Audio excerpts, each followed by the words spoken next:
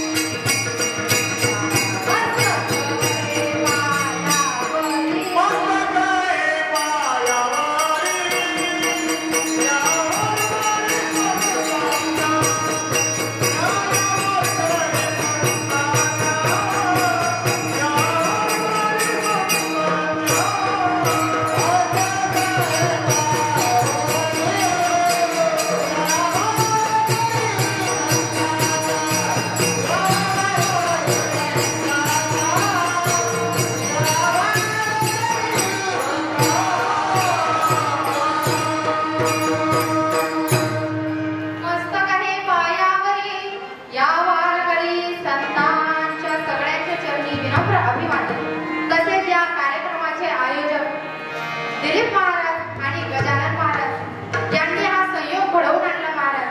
परम भाग्य आहे माझे, कारण त्यांच्या हस्ते हा पुण्य पवित्र ठिकाणी, कारण श्रीमद देवी भागवत असो शिवपुराण असो, हा कार्यक्रम हा योग घडून येण्यासाठी जन्मोजन्मांतरीचं पुण्य लागतं. तसंच ती पवित्र जागा असावी लागते, तसेच ते तीर्थक्षेत्रही असावं लागतं महाराज. म्हणून हे गाव तर पुण्यवान आहेच, कारण या नदीला पांडव नदी म्हणतात आणि पांडव हे द्वापार युगामध्ये होऊन गेले, म्हणजे युगानुयुग झाले. जगदंबा मातेची कृपा आपल्या या लाडनापूर गावावरती आहे, हे आपले परम भाग्य आहे महाराज. आणि म्हणून सगळ्यांच्या चरणी विनम्र अभिवादन आणि कीर्तन रूपी सेवेला सुरुवात.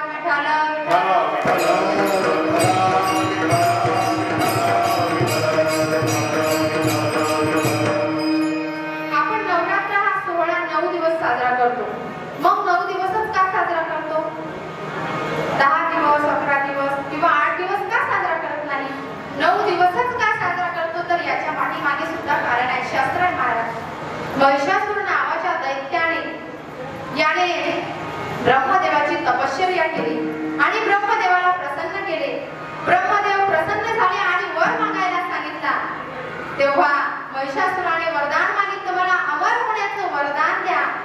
तेव्हा ब्रह्मदेव म्हणाले, महिषासुर, पहिली गोष्ट म्हणजे या मृत्यू लोकामध्ये जो जीव जन्माला येतो, मग तो कितीही श्रीमंत असू दे, कितीही बलवान असू दे, कितीही बलाढ्य असू दे, जो मनुष्य या पृथ्वी लोकावर या मृत्यू लोकावर जन्माला येतो, त्याचं मरण हे निश्चित आहे. मग तेव्हा ब्रह्मदेव म्हणाले, तू दुसरं वरदान माग. तेव्हा महिषासुराने दुसरं वरदान मागितलं की मी देवताच्या हातून नाही, पशु पक्षींच्याही हातून मला मृत्यू आला नाही पाहिजे, असं वरदान द्या. तेव्हा ब्रह्मदेव तथास्तु म्हणाले आणि त्याच क्षणी ब्रह्मदेवाने हेही सांगितलं की तू एका स्त्रीच्या हातून तुझा मृत्यू होईल. स्पष्टपणे सांगितलं होतं महाराज. पण त्याला वाटलं, एक स्त्री मला काय मारणार? तिथं चूल आणि मूल, त्याच्या पुढे स्त्री काय करू शकते? तिच्या मनगटात एवढी ताकद कुठून की ती मला मारेल? पण जेव्हा त्याने पृथ्वी लोकावर हाहाकार करायला सुरुवात केली, पृथ्वी लोकावरच नाही तर देव लोकावर त्याने ताबा केला, तेव्हा संपूर्ण देवादिदेव महादेव आणि विष्णू भगवंताकडे आले. विष्णू भगवंताकडे आणि देव महादेवांकडे आले आणि संपूर्ण घडलेला प्रकार सांगितला. आता देव सुद्धा युद्ध करू शकत होते, पण त्यांनी युद्ध का केलं नाही? तपश्चर्या करून तसं वरदान प्राप्त करून घेतलं होतं. युद्ध जरी केलं असतं तरी महिषासुराचा वध होणार नव्हता. मग महादेवाला क्रोध आला आणि त्या क्रोधामधून एक शक्ती निर्माण झाली.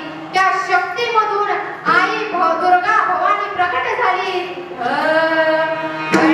निर्गुण प्रगटली भवानी,